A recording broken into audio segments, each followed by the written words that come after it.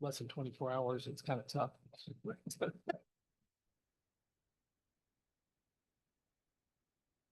I waited as long as I could for his family to do what they needed to do. And so Noah was famous for saying, your lack of preparation doesn't create a crisis for me. It's a crisis for me. It's a crisis for me. Everybody else is just sitting there.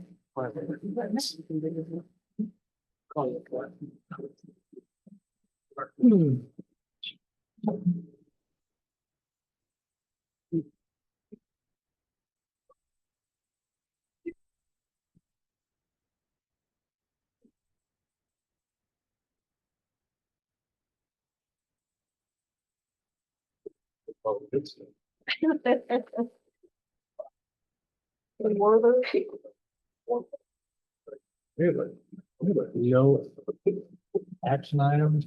I know, I told Ron. He's got no kids are in for a treat. Right.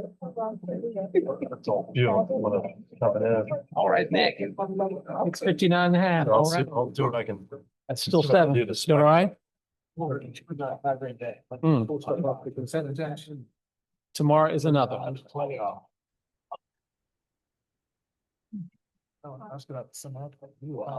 Good evening, ladies and gentlemen. Before I call the Lexington City Council meeting to order, wanted to provide the guidelines for addressing Lexington City Council. Public comments are always welcome, and I invite you to sign up if you wish to speak tonight. We have a sign-up sheet right over here. I'll recognize those signed up during the citizens' remarks section of the council's agenda. Citizens who wish to speak to council but neglect to sign up in advance may be permitted to address the council during citizen remarks and comments agenda item, but only at the discretion of the mayor. When speaking to the city council, I ask these guidelines be followed. Once recognized to speak, please come forward, stand at the podium, and for the record, state your name and if you are a resident of Lexington, Virginia. If you want to be contacted after this meeting, please provide your contact information to our clerk. Please make your comments to the council as a whole and do not engage the audience. Please be brief, state your position, and provide facts. Please provide written statements and/or supporting materials to the clerk for distribution to the council and the city manager. Debate is prohibited. This is a time for you to share your thoughts and ideas with your city council. Please speak clearly as we want to hear what you have to say. Each speaker is allotted 3 minutes, and individuals may not yield their allotted time to another person. If you represent a group, 5 minutes are allotted, and you are invited to identify members of your group who are in attendance. The council or mayor may allow exceptions to these guidelines at their discretion. I remind us all that the meetings of the city council are formal proceedings and are recorded. And with that, I would like to call our meeting to order. And I invite you all to please stand and join me in the Pledge of Allegiance. Pledge allegiance to the flag of the United States of America. One nation, under God, indivisible, with liberty and justice for all. Thank you all very much. Next item of business is we do have a council member that is in need of attending virtually, and I would ask for council's consideration of John Driscoll participating virtually. Reason. John, if you could. Let me, I'm happy to do that before Jeremy asks us to do it.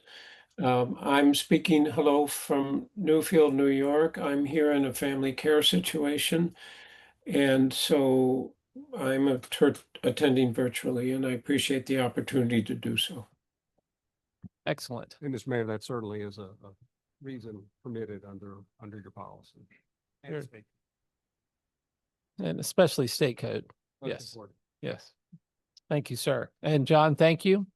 And I'll ask for council's consideration. I make a motion that we approve John Driscoll to attend the meeting virtually. Second. Have a motion and a second. I'd ask for a roll call vote.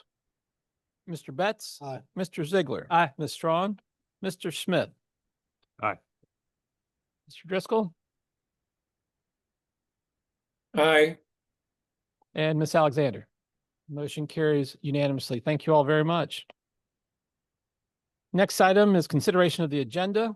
I'm not aware of any changes or additions. And unless there's an objection, we will approve the agenda as presented.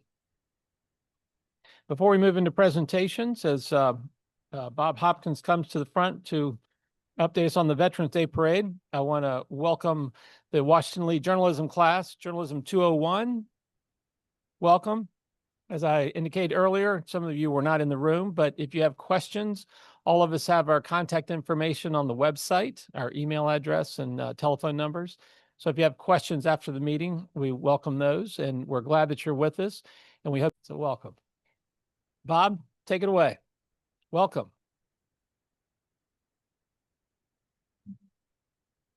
Thank you, Mayor Friedman.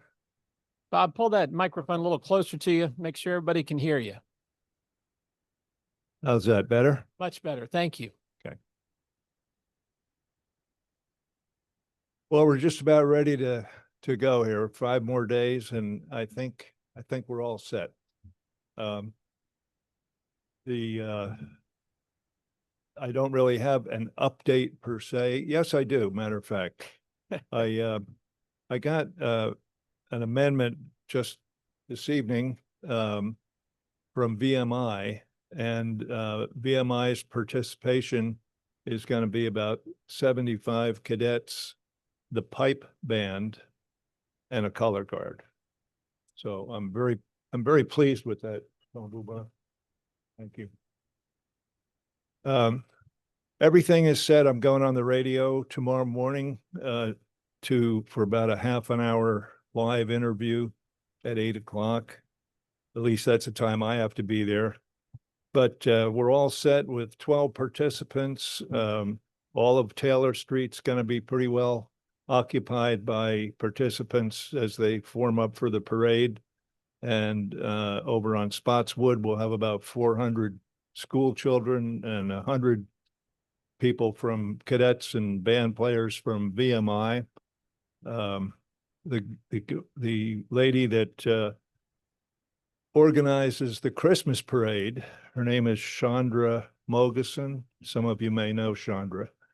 Anyway, she's a real pro. She runs the Christmas parade, and this is only about a quarter the size of the Christmas parade. So I'm happy to have her help. And some of you may have seen the nice article written in the paper yesterday in the News Gazette. The young man who wrote that is sitting right here with a beard in the second row. I thought he did an excellent job. He conveyed all of the points that I spoke to him about in the interview, and I think he did a great job. I'm also very happy with the News Gazette, both Matt Paxton and Daryl Woodson. So we're going to kick off down at the intersection of Houston and Taylor Street at 10:15, hoping to get the timing around 10:30 going past the cemetery. I have a sequence here of who's going to go first, second, and third, et cetera. The Lexington Police, accompanied by the Sheriff's Department, will have a couple of cars, and they'll lead the parade. Mark Klein will be second as Uncle Sam, and he'll have a float that I understand has got the Statue of Liberty and Mount Rushmore and the Golden Gate Bridge. No, I'm just kidding, but you know Mark as well as I do. You never know what he's going to have. And then we'll have some fire trucks, because no parade is complete without a fire truck or two, and some rescue vehicles. Number 4 will be the VMI cadets and their pipe band.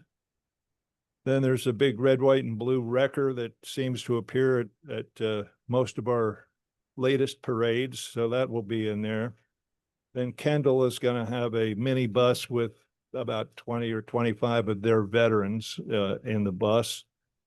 There'll be about 3 antique military vehicles following the mini bus. Then Connections Plus Hospice will have a vehicle of some kind. And I'm glad they're in there because they have a nice program for veterans. So they could use maybe a little advertisement as they go by. And then we'll have the Perry McClure High School Band, and then come the school groups, which is every school in Lexington and the county. And Perry McClure High School Band will have gone just in front of them. So we're looking at almost 700 school children that are going to be in the parade that I know of, not counting the VMI cadets. And last but not least will be the veterans and the families. And that's a big question mark for me because I have no idea how many veterans are going to show up. There was no way I could RSVP or anything like that. So we'll just see what happens. And they're going to form up over in the cemetery. And that's where 6 cheerleaders from Perry McClure and 6 from Rockbridge County High School will be over there for a total of 12 of them. And we have 6 banners for each branch of the military. So 2 cheerleaders for each banner. And then the veterans and their families will line up behind those banners. So I think we're all set. The Veterans Memorial, I was down there today. I'm sure most of you know Dorothy Blackwell.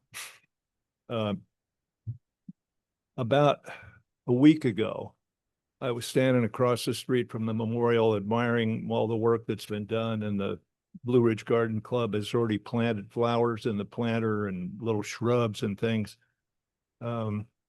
Steve McAllister saw to it that they pruned the bushes that were in front of the courthouse and took out 2 overgrown bushes that were beyond pruning.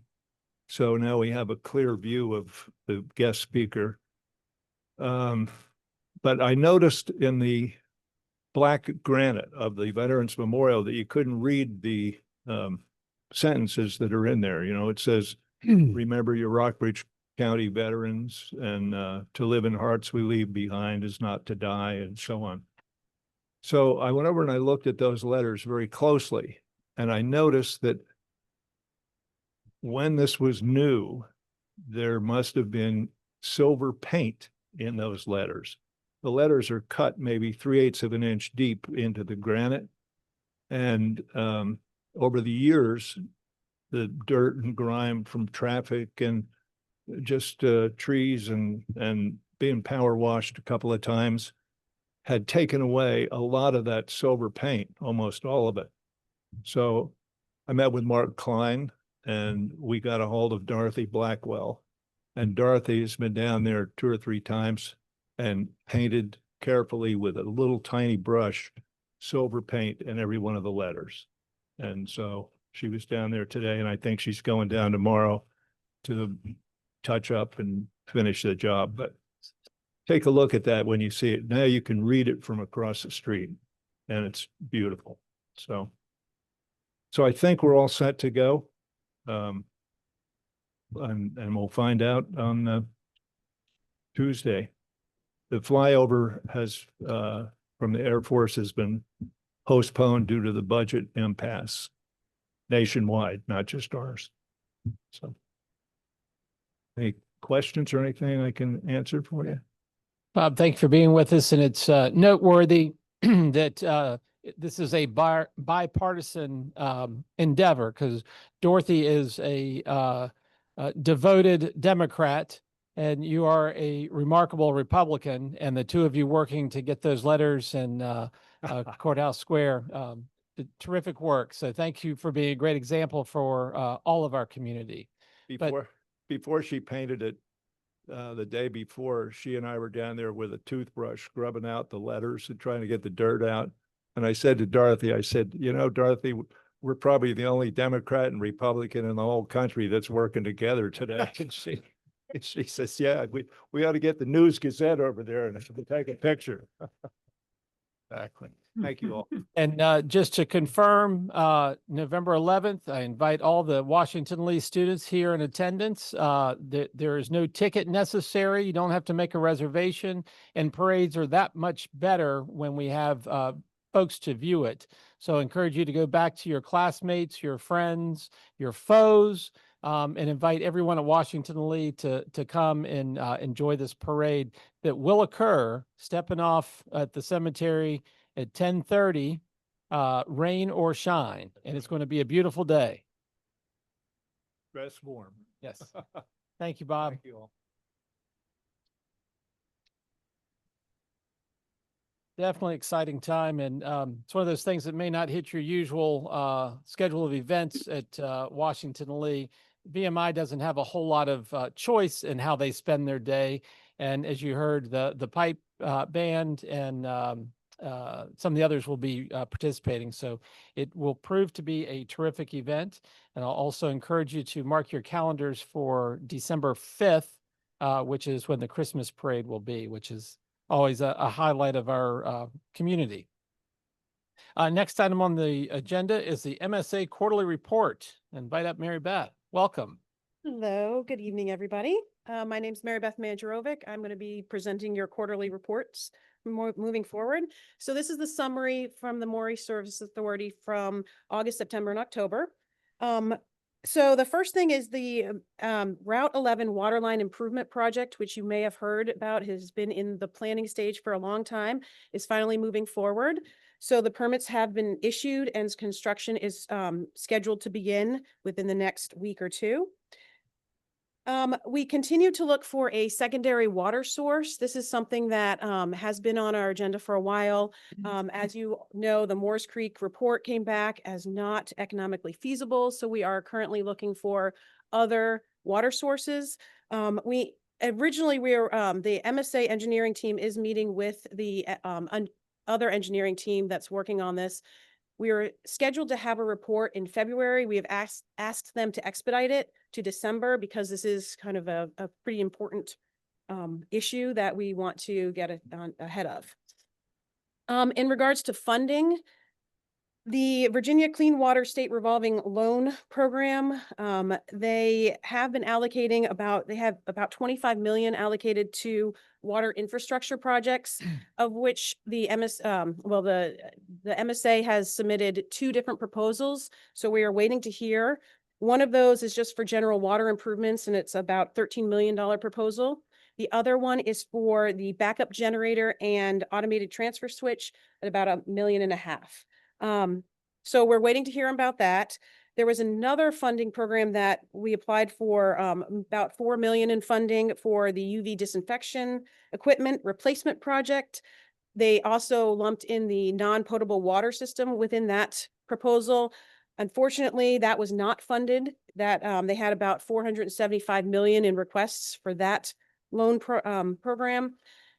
So moving forward, they gave us some feedback as to why we were not funded, and they said that they are only funding projects that are within 18 months of start. So projects that already have engineering and construction plans.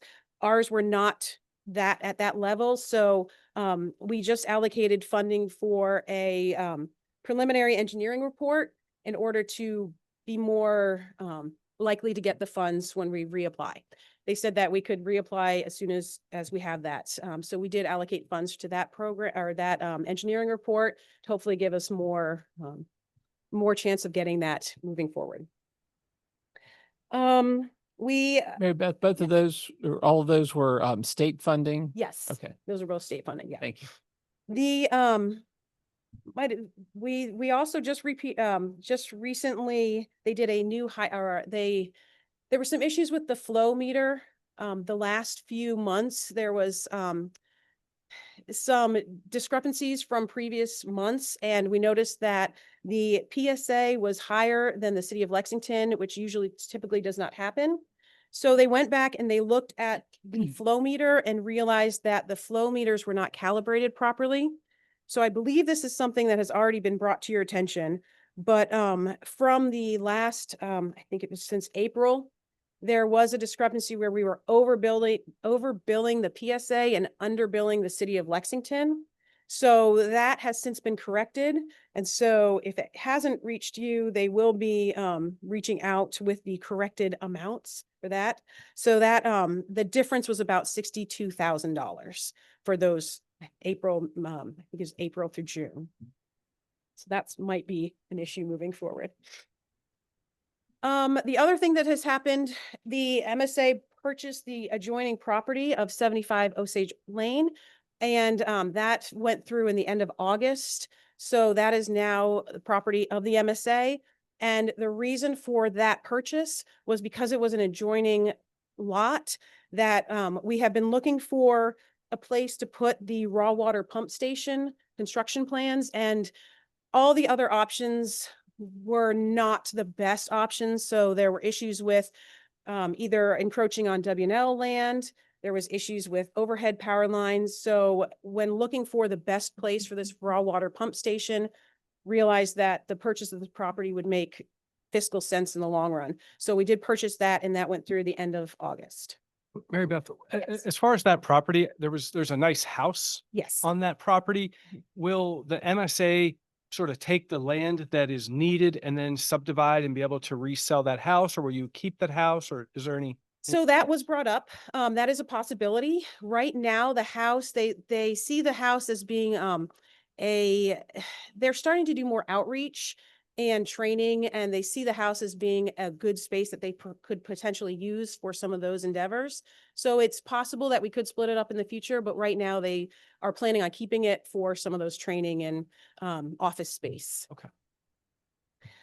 And speaking of outreach, one of the things I know that typically we want to just focus on money and the projects, but one thing that I did want to bring to your attention was the outreach that the MSA has been ramping up. Let's say they have a new administrator the last year who has really been looking for opportunities to bring what the MSA does into the community. So they were at the Rockbridge, or the festival the community festival in August. They went to Mountain Days and had a booth there. They did the Bath County Fair.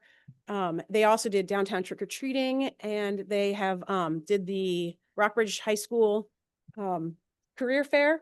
And they're also working with the Rockbridge Innovation Center to try to get some more wastewater and water opportunities out there from a recruitment perspective.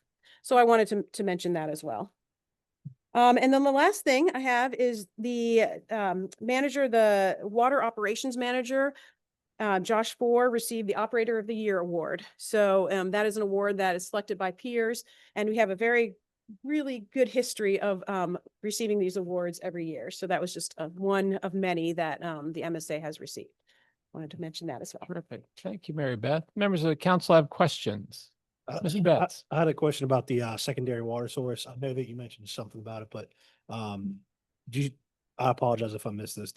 How many locations are being looked at for that right now? So pretty much everything that's available. In fact, I didn't mention that. So thank you for bringing that up. They are looking at surface water supplies, groundwater supplies, a mix of groundwater and surface. So it's in addition to just, the dams and they're looking at everything. So that's why the report is pretty comprehensive and was scheduled to come out in February, but they're going to do as much as they can to get that report so that we can look at, because what it looks like, it's not going to be a single source. It might be multiple sources. Do you have any idea when the report might be out? It's supposed to be the beginning of December. Of next year? No. Oh, this year. Oh, Yes. great. So the next report I'll give, hopefully we will have an update. Great, thank you. On that. Just a question on the flow meters for the inflow from the PSA in Lexington. Were those new meters, or they just needed maintenance on them? They were not new meters. And one of the issues, as I've been on this board, it's interesting how fast the technology changes. And a lot of the equipment like flow meters, they can't just replace it. Oftentimes they're not compatible. So it wasn't a new meter, but they have ordered a new meter. Unfortunately, they've already ordered it, but it's not scheduled to get here until March. So, and that's about a 6-month is oftentimes how much of a lag for some of this equipment. In the meantime, they have a corrected adjustment. So it was about 36% off.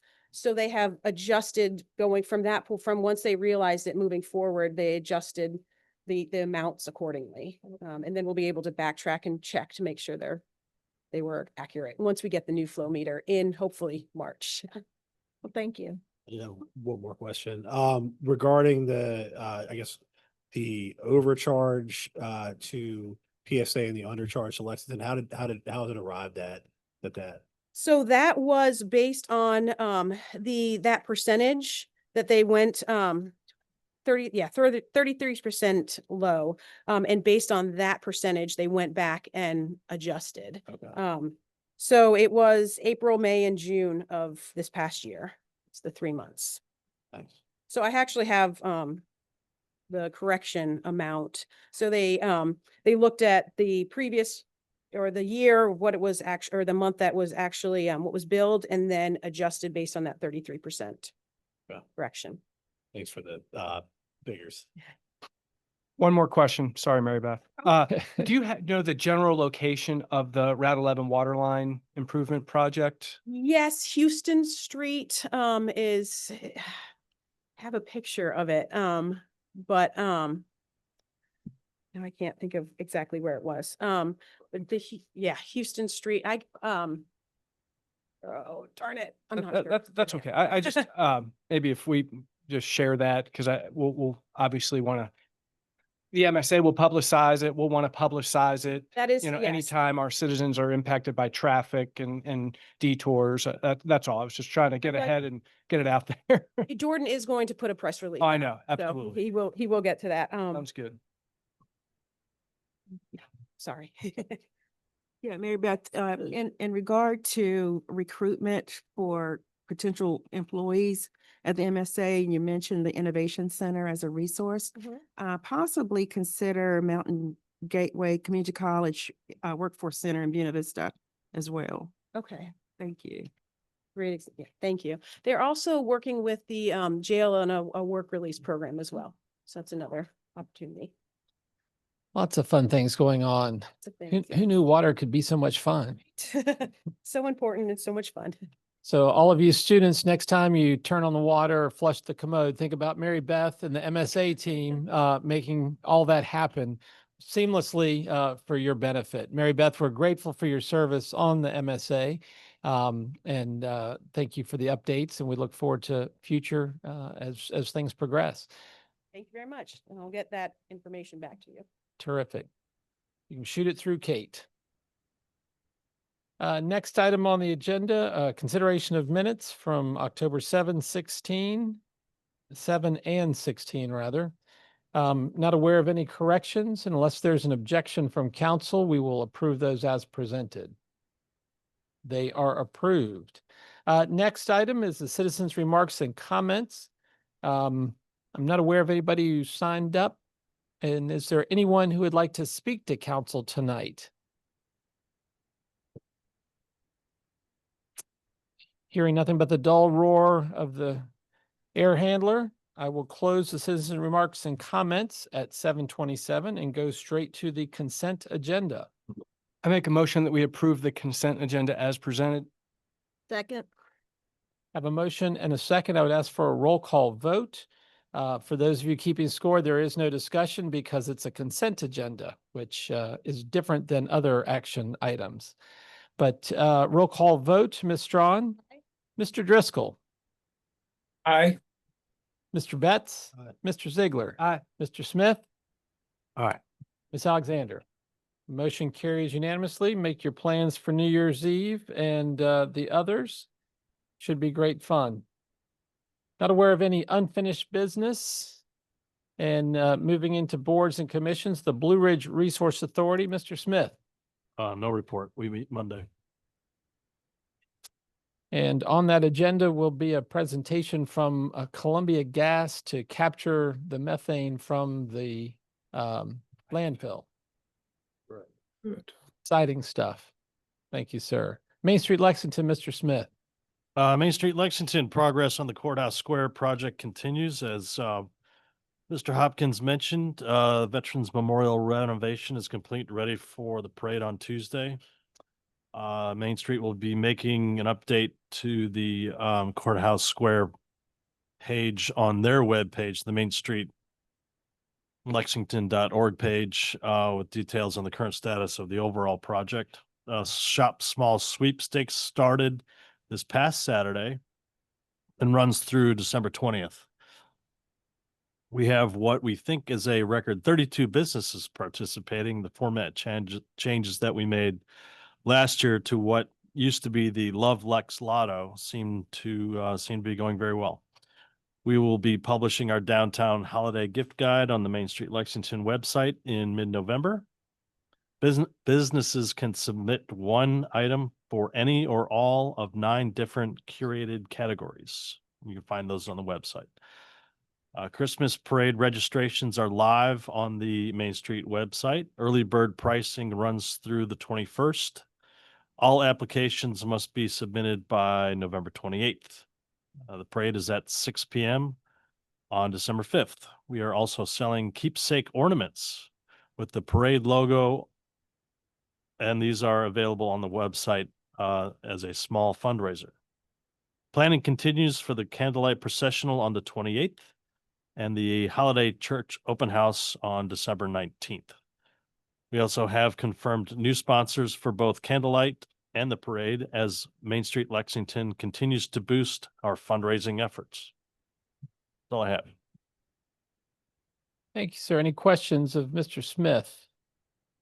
Please be sure to mark your calendars for all those fun events as the season rolls in. I think this will be the last year that Skip Hess will be leading the candlelight processional on Friday, Black Friday. So look forward to a exclamation point with this year's. Planning Commission, Ms. Strawn. Yes. Planning Commission met on October 23rd, and we unanimously approved a request by Francesco Benacasa to amend the zoning ordinance to allow internally illuminated canopy signs in the C1 and C2 zoning districts. And that'll come before council at our next meeting. And you will see a note probably in the discussion. We usually receive the Planning Commission minutes. And as you remember, Planning Commission originally voted to deny it. And so there's kind of a reference to that because a couple of the Planning Commission members still felt like it's not appropriate, but if we're going to allow it, they're all in favor of this ordinance. So just a little for your information. And that's all I have. Terrific. Thank you, ma'am. Any questions? Mr. Betts, Regional Tourism. I apologize, I don't have a written report. Some breaking news though. We have a opening on the tourism board for Lexington spot. There's a new opening, so we'll be looking for a new board member for Lexington. Okay, very good, very good. Did someone resign or? Yes, there was one of our representatives took another job outside of the area, and so we have an opening. Very good. Thank you, sir. Rockbridge Area Recreation Organization, Mr. Ziegler. The RARO Board of Directors met on Wednesday in the spirit of outreach that kind of like the MSA has been doing. The RARO staff did 9 outreach events in the month of October, which included wellness fairs at W&L and VMI, the wellness fair at Lexington City Schools, trick-or-treating events, the event at Natural Bridge. So they've just been also getting the word out about all of our offerings.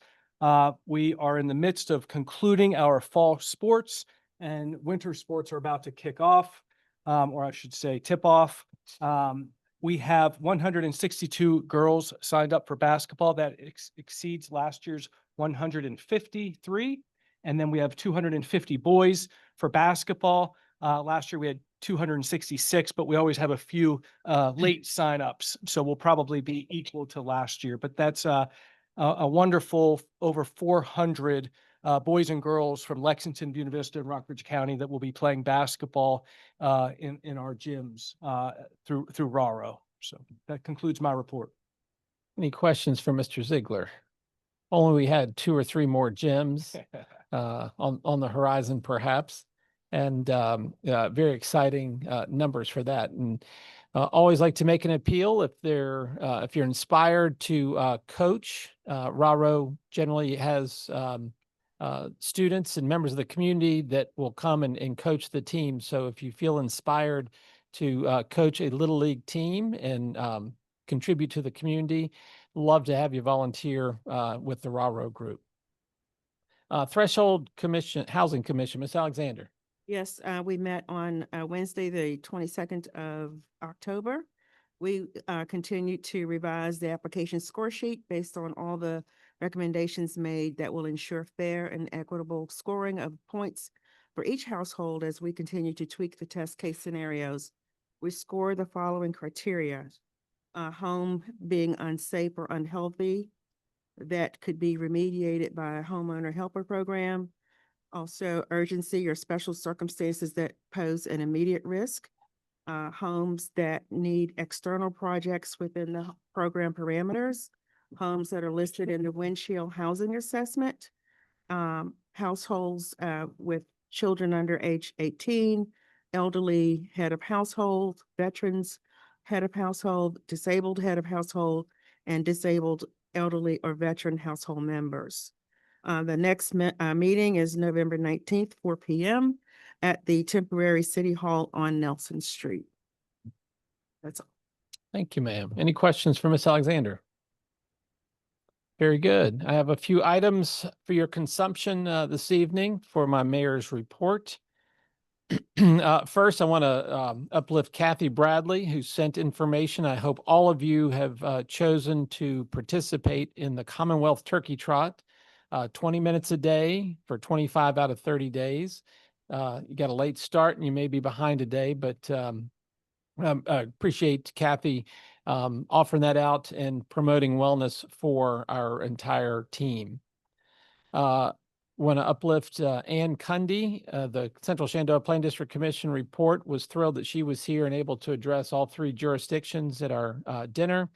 And the information that she presented, I hope if you took nothing else away from that presentation, that $1 that we contribute returns or generates $73 in return. So fantastic work by the PDC. Happens quietly, and a lot of regional things that make our lives a whole lot more enriched than it is.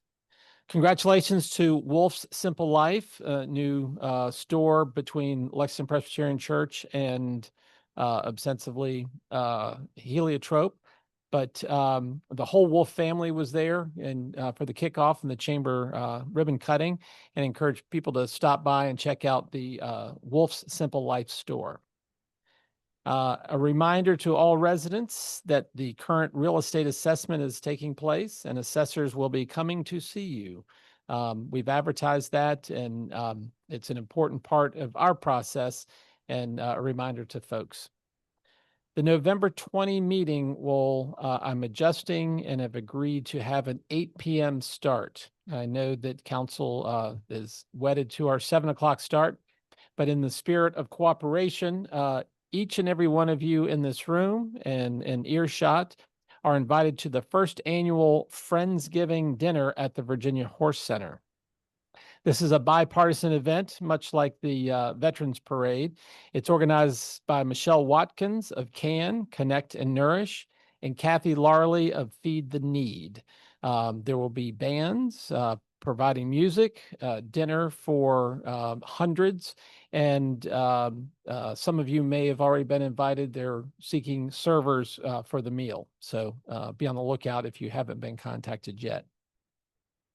Wanted to say thank you to Buena Vista for hosting the most recent interjurisdictional meeting. The dinner from Todd's Barbecue was terrific. The presentations were informative, and I'm excited for the next quarterly meeting, which should be hosted by Rockbridge County. I believe our community is stronger when we coordinate, cooperate, and collaborate. So don't know that we have a date for that or a topic, but hope that we will find one. November marked the official day for Extra Mile Day, but I wanted to piggyback and recognize all the individuals who were recognized last evening at the Chamber's People's Choice Awards, and to the folks that won each category. Also, a special thanks to Janie Harris, who currently serves as the Chamber President.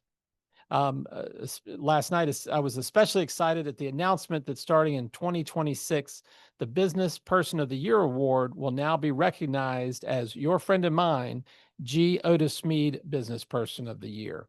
Otis was heart and soul dedicated here for decades, and a very worthwhile recognition that will be carried out in, I believe, February of starting next year. And lastly, I want to say a special thank you to all the people who were bold and courageous enough to get their name on the ballot this past Tuesday, from the state down to our local. Congratulations to Steve Hart, who will be the Carrs Creek supervisor for Rockbridge County, and to Jesse Lineberry, who will be the new mayor of Buena Vista. It's been a pleasure to work with Dan Lyons, the former Carrs Creek, and Tyson Cooper, mayor of BV. We're better for their service to the greater Lexington area. And welcome any questions you may have. Hearing none, I will bounce past to the city manager. Thank you, Mayor. Several quick updates. Paving continues in the Providence Hill neighborhood. It's a little behind schedule simply because of some equipment malfunctioning, but we're not too far behind and we can catch up. Please do subscribe to the weekly electronic newsletter that Kate Beard provides to the residents for weekly updates on the paving schedule and what's up ahead throughout the community for the weeks ahead. Just another reminder that I feel somewhat compelled to remind everyone that with the recent changing of the clocks, it's a great time to change the batteries in your smoke detectors. Smoke detectors will save lives. And so please do change your clock and change your battery at the same time. I wanted to invite residents who may have time and interest to express an interest in participating in the process of advising the city on the selection of the next chief of police. We only have 3 spots left available on 2 advisory panels. It'll be a great opportunity for people to volunteer to serve the community and help make our public safety even stronger. Again, more information can be found in the weekly electronic newsletter that Kate provides. At the October 16th meeting, a resident of Randolph Street, Miss Dawn Mays Johnson, expressed some concerns about her utility bill, high utility bills and sewer. And she did that in the context of an ordinance that City Council was considering and ultimately passed that would adjust our turnoff procedure for utility billing. I wanted to report to council that in my view, we have responded to those concerns that she expressed and remind you that we shared with you the correspondence we had with Ms. May Johnson. And I think there's only one other item that's left to be resolved, and we're hoping to have that done before Thanksgiving in terms of addressing some of her concerns. So just wanted to report that back to you. A quick note on the meter adjustment, the master meter adjustment that we discussed this evening during the Maury Service Authority report. I don't know that I've actually reported that to City Council, that we were aware of this adjustment that needed to be made. It was brought to our attention by Maury Service Authority and the PSA, and it didn't have any budgetary implications. It didn't require any amendment to the budget. We were able to handle it within existing appropriations. So I just wanted to thank our colleagues at PSA and MSA for their cooperation and transparency as we work to resolve that issue. Finally, I wanted to share with council that the organizers of the Rocks to Roofs Housing Symposium met earlier this week, and we're planning follow-up meetings for all those, I think about 50 people who signed up, if that's close to correct, to get involved in other ways to try and improve housing and the availability and affordability in our region. We're planning to schedule some follow-up meetings at Rockbridge County High School December 1st, 2nd, and 3rd, and some more information will be forthcoming in the near term. Happy to answer any questions that you may have. Thanks, sir. Members of council have any questions for the city manager regarding his report? Very well. City attorney. No report from me tonight, Mr. Mayor, but as always, happy to answer any questions anyone may have. Very good. Not aware of any questions members of council have for the city attorney. And that being the case, I'm not aware of any new business, but we will look to go into closed session. And before Ms. Alexander reads us into that, I'll alert the students that closed sessions are allowed by state code. We are not required to go into closed session, but when there are items of interest, negotiating contracts or speculative information that could put the city in harm's way for negotiations, we are allowed to go into closed session. And at this point, don't anticipate that we will have any action after our closed session other than coming out of closed session and voting to close the meeting. So you're welcome to stay and hang out in the hall until we finish our closed session and come back, but it may be very uneventful. Wally was probably the most eventful part of the meeting, and John, glad he was able to make an appearance with us. He did a great job. And with that, I'll ask Ms. Alexander to read us in. I move that Lexington City Council convene in closed meeting pursuant to Virginia Code 2.2-3711A3 for the purpose of discussing the acquisition of real property located in one of Lexington's opportunity areas for a public purpose and for the disposition of city-owned real property located along Spotswood Drive and Waddell Street for a public purpose where discussion in an open meeting would adversely affect the city's bargaining position or negotiating strategy. And two, pursuant to Virginia Code 2.2-3711A8 for the purpose of consultation with legal counsel retained by the city regarding specific legal matters, including but not limited to the acquisition and disposition of the foregoing properties, requiring the provision of legal advice by such counsel. I've made a Second. motion. I got a second. Thank you. Second. Good job, Mayor. It was a lot. Thank you for the second. Roll call vote, Ms. Strawn, Mr. Smith, Aye. Mr. Sigler, Aye. Mr. Driscoll.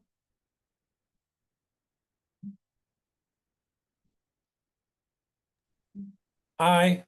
Thank you, sir. Mr. Betts. Aye. Mayor Friedman. Aye. And I vote aye. Thank you. We can now go into a closed meeting.